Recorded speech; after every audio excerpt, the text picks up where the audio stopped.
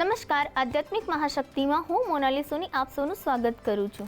આજે આપણે વાત કરી રહ્યા છે 10 મહાવિદ્યાઓમાં પાંચમી વિદ્યા એટલે કે પાંચમું માતાજીનું સ્વરૂપ છે તે છે કાલભૈરવી સ્વરૂપ। આ સ્વરૂપ એટલે કે મહાકાળી માતાનું રૌદ્ર સ્વરૂપ। જે માતા જે મહાકાળી છે તે મહાકાળીના છાયાથી પ્રગટ થયેલા, તેમના વિગ્રહથી પ્રગટ થયેલા માતા ભૈરવી એટલે કે કાલભૈરવી। કાલભૈરવી માતાની ઉત્પત્તિની જો આપણે વાત કરીએ તો એક દિવસ જ્યારે શિવજી પોતાની તપસ્યામાં મગ્ન હતા ત્યારે મા કાલીએ તેવો વિચાર કર્યો કે હવે તે પોતાનું આ રૂપ જે છે તે બદલી કાઢે, પોતાનું આ રૂપ છોડી દે।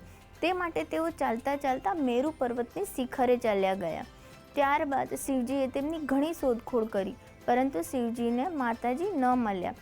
ત્યારે તેમણે નારદજીને બોલાવ્યા અને ભગવાન શિવજીએ નારદજીને કહ્યું કે તમને ખબર છે માતાજી ક્યાં છે, માતાજીને તમે શોધી લાવો। ત્યારે નારદજીએ શિવજીને કહ્યું કે માતાજી મેરુ પર્વતની શિખર ઉપર બિરાજમાન થયા છે। ત્યારે ભગવાન જે શિવજી છે તે નારદજીને કહે છે કે તમે માતાજી સમક્ષ વિવાહનો પ્રસ્તાવ લઈને જાઓ।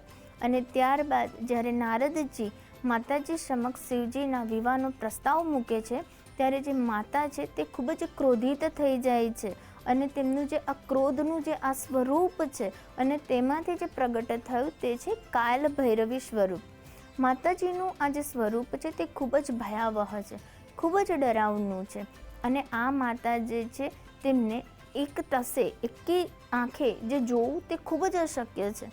કોઈ પણ વ્યક્તિ માતાજીનું આ રૂપ જોઈ નથી શકતું, માતાજીના આ રૂપને સહન પણ નથી કરી શકતું। આ જે વિદ્યા છે, જે આ દેવીનું જે આ સ્વરૂપ છે તે તાંત્રિક એટલે કે તંત્ર વિદ્યામાં આ વિદ્યાની પૂજા કરવામાં આવે છે। ભગવાન જે શિવજી છે તેમને પણ કાલભૈરવ કહેવામાં આવ્યા છે અને માત્ર તેમની જે અર્ધાંગિની છે તે જ મા ભૈરવી માતા। માતા ભૈરવી જે છે તે સૌમ્ય તો છે, પરંતુ તેમનું જે સ્વરૂપ છે તે ખૂબ જ ડરાવનું અને ભયાવહ છે। માતા જે કાલભૈરવી છે તેમના પણ અલગ અલગ નામથી તેમને સંબોધવામાં આવે છે। કાલ ભૈરવી, લિંગ ભૈરવી, કામેશ્વરી વગેરે નામથી મા ભૈરવીને ઓળખવામાં આવે છે। પરંતુ જ્યારે માતાની સાધનાની વાત આવે છે ત્યારે એવું કહી શકાય કે દરેક વ્યક્તિને આ સાધના કરવાનું ઉચિત નથી કહેવામાં આવતું। તેની પાછળ પણ એક કારણ રહેલું છે, કારણ કે જે આ માતા છે તે જાગૃત અવસ્થામાં છે અને માતાની જે સિદ્ધિ છે તે પણ ખૂબ જ ઝડપથી પ્રાપ્ત થઈ જાય છે। પરંતુ જે માતાની જે આ સાધના છે તે સાધનામાં એવું કહી શકાય કે વામચાર સાધનાનો સંબોધ કરવામાં આવ્યો છે, જે દરેક વ્યક્તિ સાત્વિક રીતે નથી કરી શકતું। આગળ જ્યારે આપણે વાત કરીએ છીએ તો જ્યારે તમને એવું લાગે કે તમારે કાલભૈરવી માતાની સાધના કરવા છે અને તેના માટે શરૂઆતમાં તમારે કેટલાક નિયમોનું પાલન કરવું પણ જરૂરી છે। કાલભૈરવીની જે સાધના છે તે સાધના પણ ખૂબ જ કઠિન છે। આ સાધનામાં જ્યારે સાધક અને સાધિકા જ્યારે સાધના કરી રહ્યા હોય છે ત્યારે તેમને 1 લાખ મંત્રોચ્ચાર કરવાના હોય છે અને તે પણ વગર રૂકે, કોઈ પણ વગર વિઘ્ન વગર આ સાધના પૂરી કરવાની હોય છે, ત્યારે જ તેમની સાધના ફલિત થઈ હોય તેવું કહેવામાં આવે છે। સાથે સાથે કોઈ પણ વ્યક્તિ જ્યારે અહીં રહીને એક સાધિકા તપસ્યા કરે છે, બહુ જ દૂર મીલો દૂર કોઈ સાધક પણ જો તપસ્યા કરે છે અને કાલભૈરવી માતાની સાધના કરે છે તો બંનેના મંત્રોચ્ચાર એક સાથે શરૂ થવા જોઈએ અને એક સાથે જ તે મંત્રો પૂરા થવા જોઈએ। કોઈ પણ પ્રકારના વિઘ્નો વગર તેમની સાધના કરવાથી ઉચિત ફળ પ્રાપ્ત થાય છે।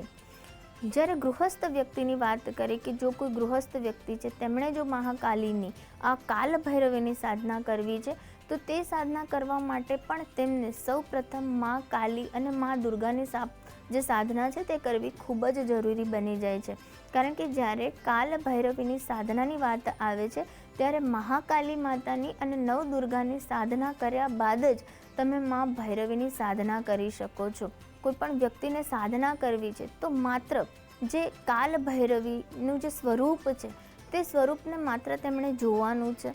તેમની સામે તેમણે એક દીવો પ્રજ્વલિત કરીને થોડી ક્ષણો જો તમે તે માતાજીના દર્શન કરો છો તો ચોક્કસથી તમને તેમનું રૂપ થોડું ડરાવનું લાગી શકે છે। ત્યારે થોડાક જ દિવસમાં તમને એવો આભાસ થશે કે માતાજી તમારા સ્વપ્નમાં આવ્યા છે અને માતાજી તમારા જ્યારે સ્વપ્નમાં આવે છે ત્યારે માતાજી તમને જે એવી વસ્તુ છે, કોઈક એવી વસ્તુના દર્શન કરાવશે કે જે વસ્તુનું તમારા જીવનમાંથી તાત્કાલિક તમારે દૂર કરવી જોઈએ, તે વસ્તુને તાત્કાલિક નષ્ટ કરવી જોઈએ. કારણ કે તમારા માટે, તમારા જીવન માટે, તમારી આગળ સક્સેસ અને ગ્રોથ માટે તે વસ્તુ ક્યાંક ને ક્યાંક અડચણ બની રહી છે.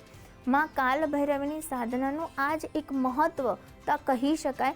કારણ કે જ્યારે પણ કાલ ભૈરવીની સાધના કરો છો ત્યારે માતા તમારા જીવનમાંથી, ભલે તે તમારી મનગમતી વસ્તુ હોય કે તમને તેની આદત પડી ગઈ હોય, પરંતુ કોઈક એવી વસ્તુઓને જે તમારા જીવનમાંથી દૂર કરશે જે ક્યાંક ને ક્યાંક તમારા જીવનમાં અડચણ પેદા કરી રહી છે. એટલે કે તમારા જીવનનો જે સાર છે તે માતા તમને આપે છે, જેથી ઝડપથી તમે તે ગતિએ તે વસ્તુઓને પ્રાપ્ત કરી શકો, તમારી ઈચ્છા પૂરી કરી શકો, એક મુકામ પર પહોંચી શકો. તે માટે કાલ ભૈરવીની સાધના કરવામાં આવે છે.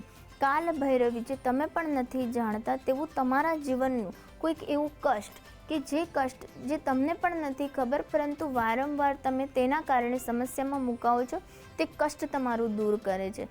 માં ભૈરવી જે છે તે તમારા જીવનમાં આવતા અવરોધોને દૂર કરે છે અને તમારો જે રસ્તો છે તે એકદમ ક્લિયર, જે તમારું વિઝન છે, જે તમને સામે પ્રત્યક્ષ દેખાય તે રીતે તમારી સમક્ષ લાવીને મૂકે છે. અને પછી તે રસ્તા પર ચાલ્યા બાદ તમને જલ્દીથી તમારા મનની ઈચ્છાઓ પૂરી થાય છે, તમે સફળતાના શિખરો પ્રાપ્ત કરી શકો છો.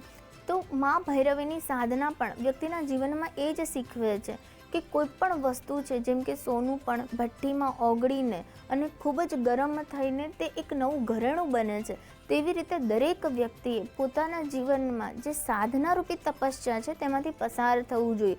તે ભલે ગમે તેટલી કઠિન હોય, ગમે તેટલી ઉગ્ર હોય, ગમે તેટલી ભયાવહ હોય, ડરામણી હોય, તો પણ જો વ્યક્તિ તેમાં આગળ નીકળવા માટે જો ધ્યેયથી, પોતાના નિશ્ચયથી જો તે આગળ વધી જાય છે, તે ડરતો નથી, તે રૂકતો નથી, તો તેને પણ એવી સિદ્ધિ પ્રાપ્ત થાય છે કે જે સિદ્ધિ તેના જીવનને મોક્ષની તરફ લઈ જાય છે અને ત્યારબાદ તેના જીવનમાં કોઈ પણ પ્રકારની અતૃપ્તિ નથી રહેતી.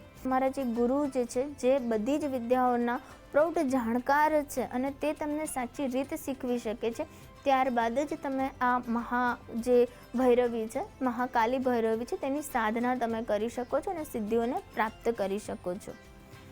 નમસ્કાર.